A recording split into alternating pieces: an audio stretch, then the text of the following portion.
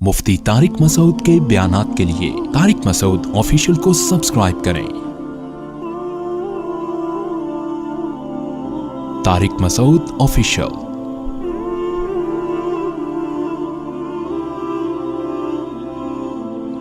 अल्लाह ताला ने रमज़ान के मकासद में जो मकसद बयान किया, कई बार आप उलमा से सुनते हैं लअल्लकुम तत्तकून, ताकि तुम्हारे अंदर तकवा पैदा हो जाए, ब्रेकें मजबूत हो जाएं। आपको मालूम है कि जब आप नई गाड़ी खरीदते हैं ब्रेक शू बहुत मजबूत होते हैं। गाड़ी जैसे जैसे पुरानी होती है ब्रेक शू ढीले होते चले जाते हैं। इंसान के साथ भी ऐसा ही है कि वो जिंदगी की रोड पे, जिंदगी की सड़क पे चलता चला जा रहा है, दरमियान में ख्वाहिशात आती हैं, अल्लाह उसे कहते हैं कि ब्रेक लगाओ, मगर ये ब्रेक नहीं लगाता। कहीं स्पीड ब्रेकर भी आएगा, कहीं खाई भी आएगी, कहीं लिखा होगा कि ये आबादी है जरा आहिस्ता चलें, कहीं पुलिस वाले खड़े होंगे, वो खुद आपका चालान कर देंगे अगर आपने मुतय्यन स्पीड से ज्यादा बढ़ाई। तो आम तौर पर जब हम ड्राइविंग करते हैं तो वहां तो बात बात पे ब्रेक लगा रहे होते हैं। दुनिया में ऐसा कोई भी बेवकूफ नहीं जो ये कहे कि कराची से लाहौर जाओ बगैर ब्रेक के। कभी आपने देखा कोई बगैर कोई कह रहा हो कि मैं कराची से गाड़ी में बैठा और बगैर ब्रेक के लाहौर जाके मैंने ब्रेक लगाई है? बताओ कोई दुनिया में ऐसा आदमी देखा आपने? जाहिर है नहीं हो सकता। लेकिन अजीब बात है कि जब जिंदगी की गाड़ी में हम बैठते हैं तो बगैर ब्रेक के चलते ही चले जाते। जो अल्लाह ने कहा कि जब तुम अपनी ख्वाहिशात को पूरी करो तो फला फला फला फला ख्वाहिश ऐसी है जो पूरी करने की तुम्हें इजाजत, बोलो भाई, नहीं, वहां ब्रेक लगानी पड़ेगी। मगर हमारी ब्रेकें फेल, लगाते चले जाते हैं, काम करते चले जाते हैं। तो अल्लाह ताला पूरी जिंदगी की गाड़ी ही रोक लेते हैं रमजान में, और हमारे ब्रेक शू तब्दील होते हैं कि इनकी ब्रेकें हो गई हैं ढीली। अब इनसे खाना पीना छुड़वा के और इनकी ख्वाहिशात पर पाबंदी लगा के इनमें नफ्स के खिलाफ मुजाहिदा और नाजायज चीजों को देखकर ब्रेक लगाने की सलाहियत बढ़ जाए। तो याद रखें, जो शख्स रमजान इस नीयत के साथ गुजारेगा कि मैंने गुनाहों से तौबा करनी है, हकीकी मानों में रमजान उसी को फायदा पहुंचाएगा। जो इस नीयत से रमजान के रोजे नहीं रखता तो रमजान के रोजों का सवाब तो मिल जाएगा मगर मकसद हासिल नहीं होगा। इसी को रसूलुल्लाह सल्लल्लाहु अलैहि वसल्लम ने फरमाया, रुब्ब साइमिन लैसा लहुम फिस्सियामी इल्लल जू। आप सल्लल्लाहु अलैहि वसल्लम ने फरमाया, बहुत से रोजेदारों को रोजे में भूख के अलावा कुछ भी हासिल नहीं होता, क्योंकि वो रोजा रख के भी गीबत कर रहे हैं, रोजा रख के भी गुनाह कर रहे हैं, बदनजरी भी चल रही है, सारे उल्टे सीधे काम रोजा रख के हो रहे हैं। और फरमाया, बहुत से शब बेदार ऐसे हैं जो रातों को इबादत करते हैं, उनको रात में की इबादत में जागने के सिवा कुछ भी हासिल नहीं होता। रातों को खड़े हुए रो रहे हैं अल्लाह के सामने, खूब गिड़गिड़ा रहे हैं, लंबी लंबी नमाजें पढ़ रहे हैं। सुबह उनकी हरकतें देखो तो इंसान शर्मा जाए। मुआमलात में बिल्कुल भी सफाई नहीं है, और बहुत से तो ऐसे करते हैं कि तरावी की पाबंदी से नमाज पढ़ते हैं, सुबह फजर गोल कर देते हैं। भाई वो तो फर्ज है, उसकी अहमियत ज्यादा है। आपने देखा होगा खत्म कुरान के मौके पर रो रो के दुआएं हो रही हैं, खूब गिड़गिड़ा के लोट पोट हो गए, कलाबाजियां खा रहे हैं, बहते चले जा रहे हैं। और ईद के दिन फिल्म देखने का पहले से, बोलो ना यार, प्रोग्राम है, खूब रो रो के अधमुए हो गए। जब जरा सुकून की हालत में आए तो मैसेज बोला, हाँ भाई मेरी तो तैयारी पूरी है, देख ले कौन सी नहीं आई है मार्केट में। तो रोते रहो, रोने पर गवर्नमेंट की तरफ से कोई पाबंदी, रो रो के अधमुए हो जाओ। ये रोना अल्लाह के यहां कबूल نہیں ہے. لوگ کسی کے رونے کو دیکھ کے متاثر ہوتے ہیں, اتنا نیک ہے رو رہا ہے, تو وہی عمل دیکھو. بغیر روئے اچھا عمل کر رہا ہے وہ زیادہ بہتر ہے. جو رو رو کے برے اعمال کر رہا ہے اس کے رونے کی کوئی ویلیو.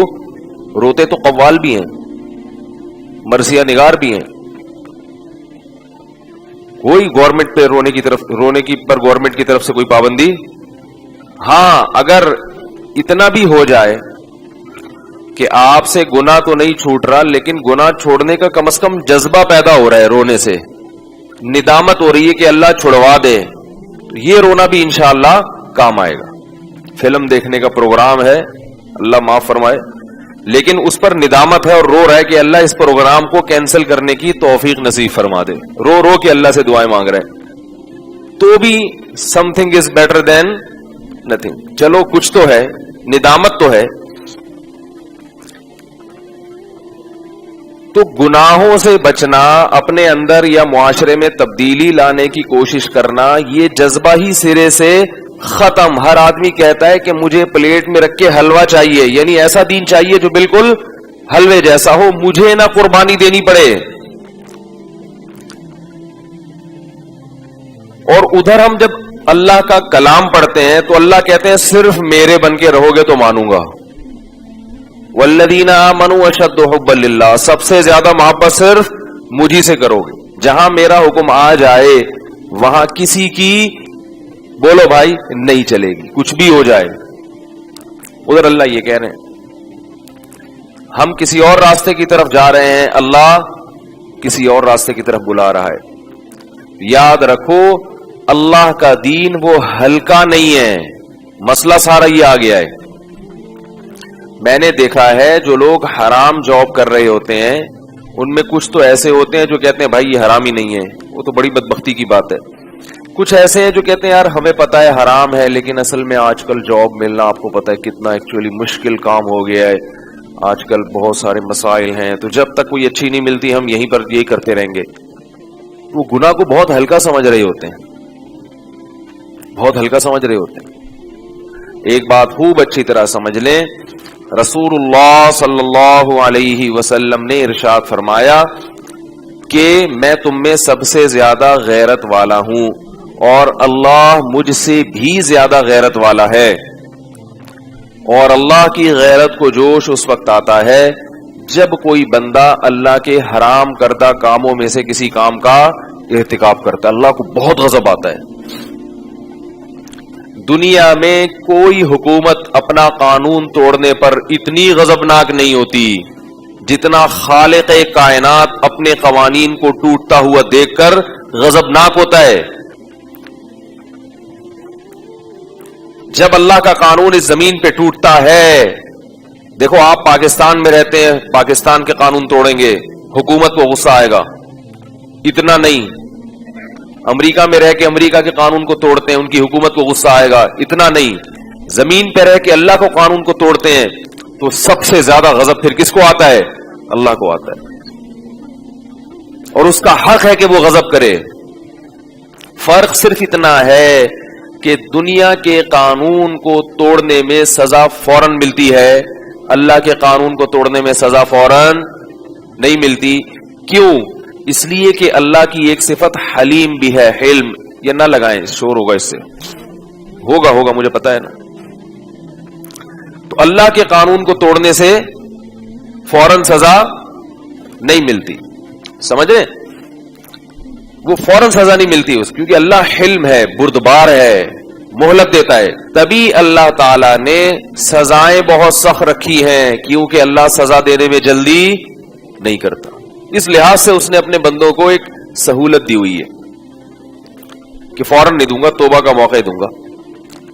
لیکن جب دوں گا تم نے اس توبہ کے موقع سے اگر فائدہ نہیں اٹھایا تو پھر جو سزا ملے گی فَإِنِّي أُعَذِّبُهُ عَذَابًا لَا أُعَذِّبُهُ وَلَا يُوثِقُ وَثَاقَهُ أَحَدٌ. فرمایا اللہ کی پکڑ سے زیادہ کسی کی پکڑ ہے نہیں. دیکھو اللہ تعالیٰ نے فرعون کو مہلت دی, کتنی مہلت دی اس کو, ہزاروں بچوں کا قاتل پیغمبر کے مقابلے میں آ کے کھڑا ہو گیا, سالوں سے بنی اسرائیل پر ظلم کر رہا تھا, سارے جرائم تھے فرعون کے اندر. انا ربکم الاعلی, رب ہونے کا دعویٰ بھی کیا, ظالم بھی تھا, ہزاروں بچوں کا قاتل بھی تھا, اور معلوم نہیں کیا کیا. کتنی مہلت ملی ہے, بار بار مہلت دی گئی کہ اب توبہ کر لے, اب توبہ کر لے, اب توبہ کر لے. لیکن اللہ فرماتے ہیں جب اس نے اس مہلت سے فائدہ نہیں اٹھایا تو ہوا کیا ہے کہ اللہ نے اس کو سمندر میں غرق کیا. فَأُدْخِلُوا نَارًا, سمندر میں غرق کیا. قرآن کہتا ہے کہ النَّارُ يُعْرَضُونَ عَلَيْهَا غُدُوًّا وَعَشِيًّا, سمندر میں غرق ہونے کے بعد آگ میں گیا ہے, اور جس آگ پر صبح و شام جلایا جاتا ہے. وَيَوْمَ تَقُومُ السَّاعَةُ, جس دن قیامت کا دن قائم ہوگا, ادخلوا آل فرعون اشد العذاب, حکم دیا جائے گا کہ اب اس سے بھی زیادہ سخت عذاب میں اس کو ڈال دو. صبح و شام آگ پہ جلایا جا رہا ہے. یہ اللہ کی قدرت ہے کہ پانی میں ڈال کے بھی کہاں داخل کر رہے ہیں, آگ میں, کیونکہ یہ پانی دنیا کا پانی ہے اور وہ آگ برزخ کی آگ ہے. اس کی مثال ایسے ہے, آپ پھولوں کے بستر پہ سو رہے ہو لیکن عالم خواب میں آپ پھانسی کے پھندے پر لٹک رہے ہوتے ہو. لوگ کہتے ہیں نا کہ پانی میں آگ کہاں سے آ گئی. پھولوں کی سیج پہ آپ سو رہے ہو اور خواب میں آپ کہاں ہوگے, پھانسی کے پھندے پہ. ایسا ہوتا ہے کہ نہیں ہوتا؟ عالم دنیا میں وہ پانی میں داخل ہو رہا ہے, مگر عالم برزخ میں یہ جو لوگ کہتے ہیں نا ایتھیسٹ قسم کے کہ یہ مردہ تو کہیں بھی ہمیں نظر نہیں آتا کہ عذاب میں جل رہا ہے, کچھ بھی نہیں. تو بھئی یہ یہاں نظر نہیں آ رہا آپ کو, آپ اس کی جگہ لیٹو, آنکھیں بند کرو اور اسی جہان میں پہنچو, آپ کو بھی سب کچھ نظر آئے گا. اللہ تعالی ہم سب کو اپنے عذاب سے بچا کے رکھے. تو کیسا سخت عذاب آیا ہے اس کے اوپر, ہمیشہ جلتا رہے گا. کروڑوں اربوں کھربوں سال گزر جائیں گے مگر اسے آگ سے نجات نہیں ملے گی, کیونکہ انسان یہ سمجھتا ہے کہ میں آزاد ہوں. اللہ بتاتے ہیں کہ تم آزاد نہیں ہو. دنیا کا سب سے بڑا بے وقوف وہ ہے جو اپنے آپ کو آزاد سمجھ کے اپنی منمانی زندگی گزارنا شروع کر دے. وہ جو خواتین کا آیا تھا نا کہ ہم اپنے جسم کے بارے میں آزاد ہیں. بھائی اگر یہ آپ نے خود بنایا ہے تو پھر تو آپ آزاد ہیں. اگر یہ آپ کو کہیں سے بھیک میں ملا ہے, یہ اللہ نے دیا ہے, تو انسان بھیک کی چیزوں میں خود مختار نہیں ہوتا. کمپنی آپ کو استعمال کے لیے گاڑی دے رہی ہے, آپ ڈیفنس میں روڈ پہ ریسنگ میں استعمال کر رہے ہیں اس کو, کمپنی کو غصہ آئے گا کہ نہیں آئے گا؟ بھائی کمپنی کے آپ مینیجر تھے, انہوں نے آپ کو استعمال کے لیے گاڑی دی آفس سے گھر آنے جانے کے لیے. آپ کمپنی کی گاڑی لے گئے ڈیفنس کے ساحل پر اور آپ نے وہاں جا کے ریسنگ کار میں مقابلہ, بولتے کیوں نہیں, کیا ہو گیا, شروع کر دیا اور گاڑی کی ایسی کی تیسی کر دیا آپ نے. تو کمپنی کہے گی نا کیا کر رہے ہو ہماری گاڑی کے ساتھ, تو آپ کیا, میں اپنی گاڑی کے معاملے میں کیا ہوں, آزاد ہوں. یہ میری گاڑی ہے, جس کو چاہوں ٹھوکوں, جتنی چاہیں. گاڑی کی ویلیاں تو نہیں لگتی لیکن سنیں لگتی ہیں, 2 پہیوں پہ آ جاتی ہے گاڑی, تو میں جیسے چاہوں گزاروں, کیونکہ یہ گاڑی کس کی ہے, میری. تو کمپنی کہے گی آپ کو یہ غلط فہمی ہے, یہ گاڑی آپ کی. بولو بھائی نہیں, یہی بڑی غلط فہمی.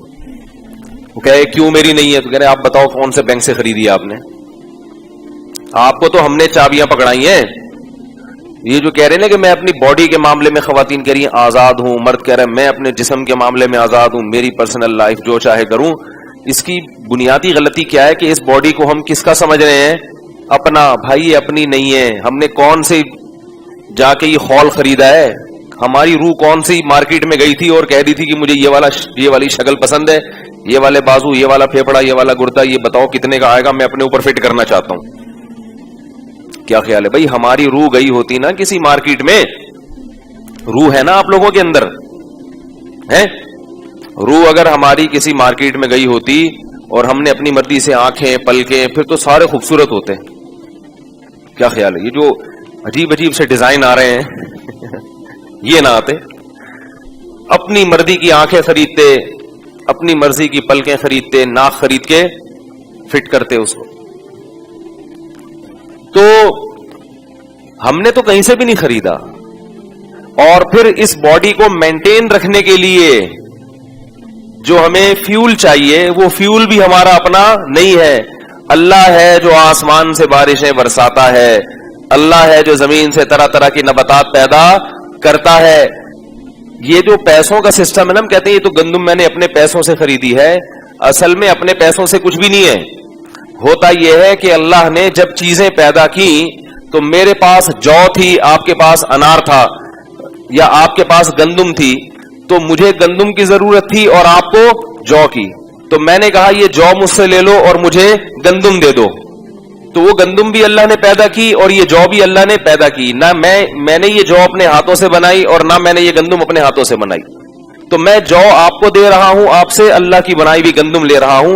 یہی ہوتے ہوتے پھر نوٹ چھاپنا لوگوں نے شروع کر دیے. کچھ اپنا کچھ بھی نہیں ہے. تو وہ باڈی بھی اللہ کی. فرمایا کہ قرآن مجید میں اللہ نے کہا نا, الذی خلقک فسواک فعدلک, وہ اللہ جس نے تجھے بنایا پھر تیری باڈی کو ایک خاص تناسب سے برابر کیا.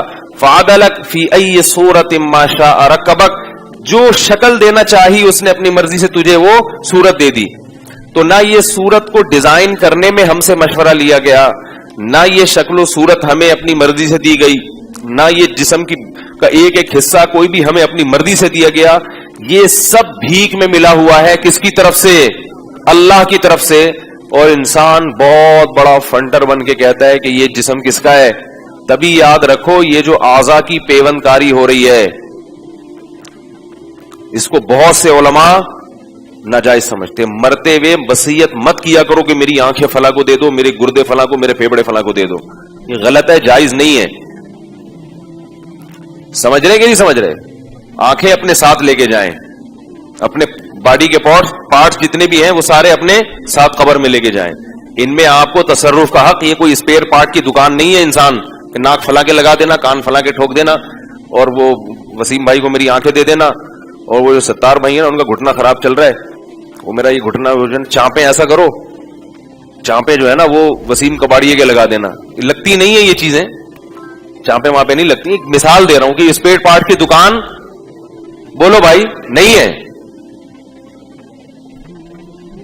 تو اس لیے اپنی باڈی کو, اس لیے علماء کہتے ہیں کہ اگر کوئی نابینا ہو گیا تو پہلے سے کہیں سے اگر کسی کی آنکھ کی پتلی رکھی ہوئی ہے وہ تو ہو گئی نا.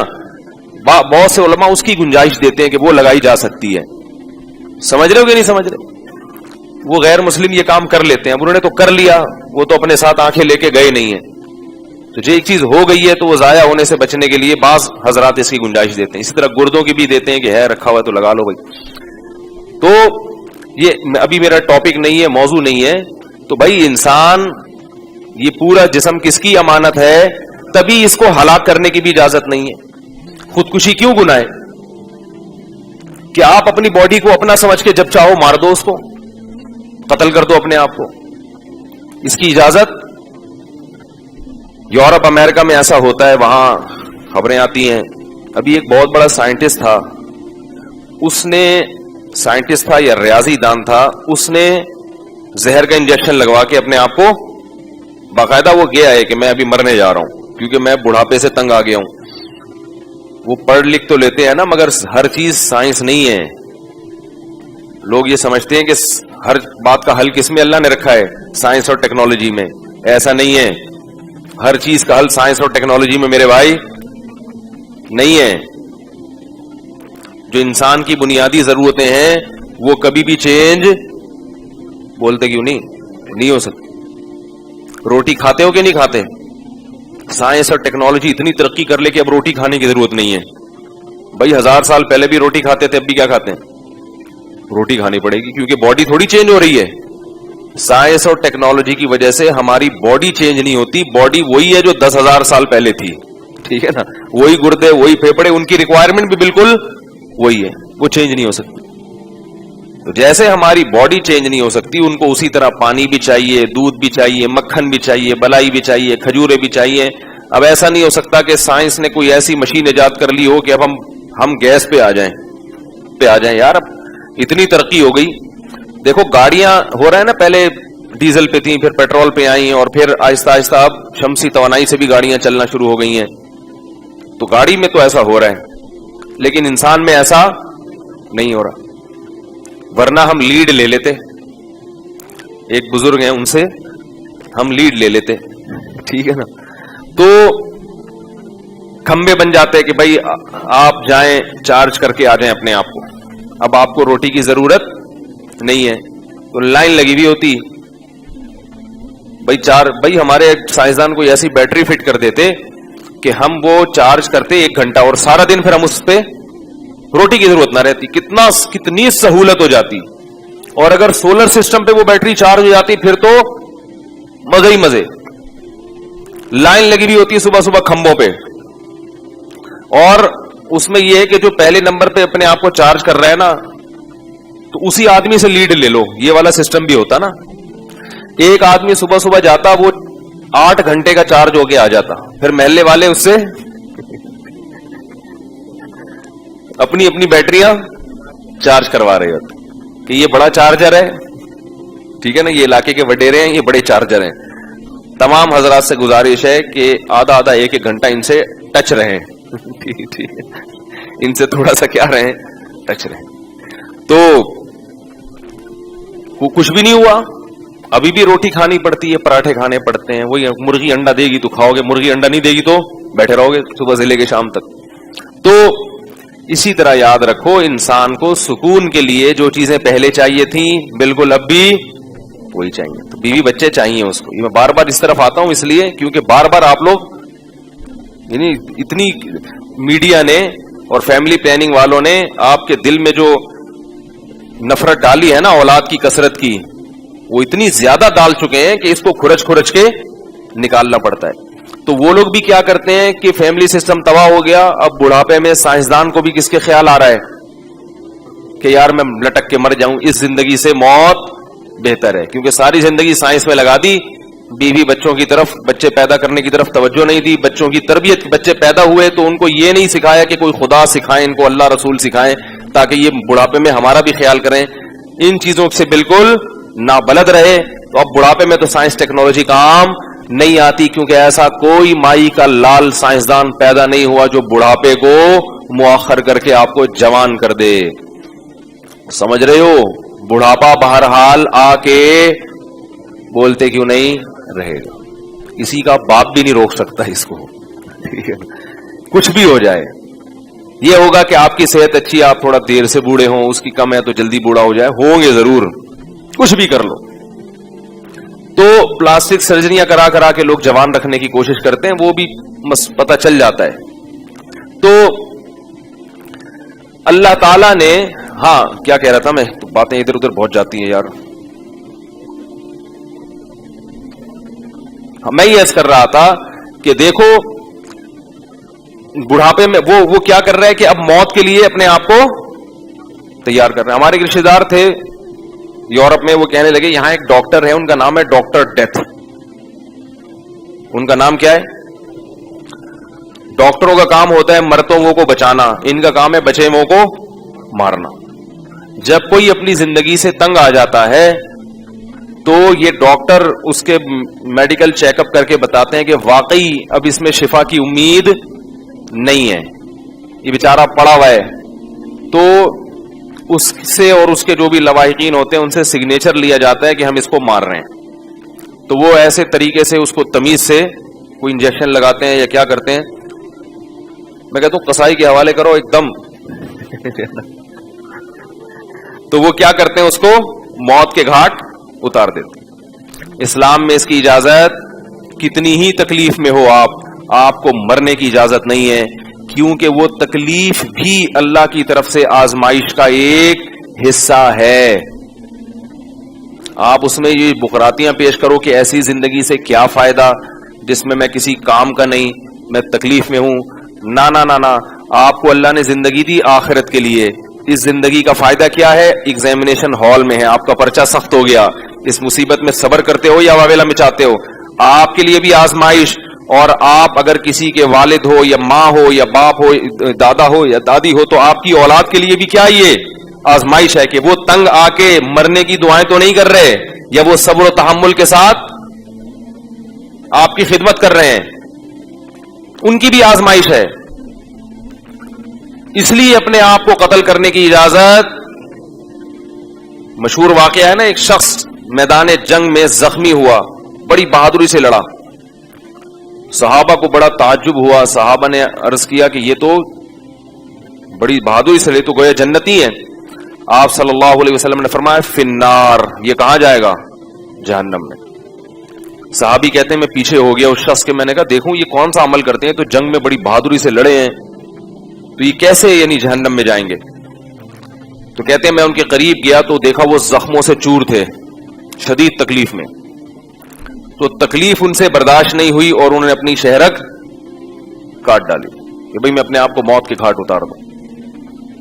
تو اتنی شدید تکلیف میں بھی آپ اپنے آپ کو قتل، جب آپ زخموں سے چور ہوں اور چیخ رہے ہوں اس وقت اپنے آپ کو قتل نہیں کر سکتے، تو آپ کی شادی کہیں اور ہونی تھی، ہوئی کہیں اور، اس پہ آپ اپنے آپ کو کیسے قتل کر سکتے ہو؟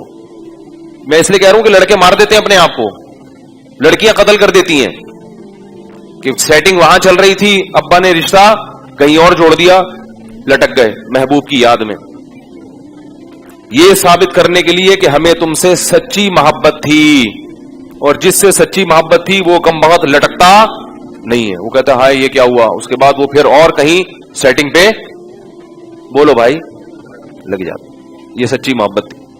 اور اگر وہ لٹک جاتا تو وہ بھی بہت بڑا بیوقوف تھا. پھر کہیں ایسا نہ ہو کہ آپ کہیں نہیں مجھے چونکہ سچی محبت ہے لہذا وہ لٹک گئی تو میں بھی لٹکوں گا. لٹکنے کے بعد بھی آپ کی آپس میں ملاقات نہیں ہوگی، آپ اپنی خبر میں اور وہ اپنی خبر میں. یا تو ہونا کہ ایک ہی خبر میں دفن کریں لیکن پھر بھی نہیں ہوگی ملاقات، کیونکہ وہ عالم برزخ ہے. جسم دنیا میں قریب ہونے سے عالم برزخ میں روح بھی قریب ہو یہ ضروری نہیں ہے. آپ یہاں دفن ہے، آپ کا بھائی امریکہ میں دفن ہے، عین ممکن ہے عالم برزخ میں ملاقات ہو. اور آپ یہاں دفن ہے، آپ کا بھائی ساتھ والی قبر میں دفن ہے، عین ممکن ہے آپ کی ملاقات نہ ہو. سمجھ رہے ہو کہ نہیں سمجھ رہے؟ اچھا تو دیکھو بھائی، اب ہمیں چونکہ اس باڈی پر، اس جسم پر اختیار نہیں ہے، لہذا ہم اسے اپنی منمانی زندگی میں گزار نہیں سکتے. اگر گزاریں گے تو اللہ کو غضب آئے گا.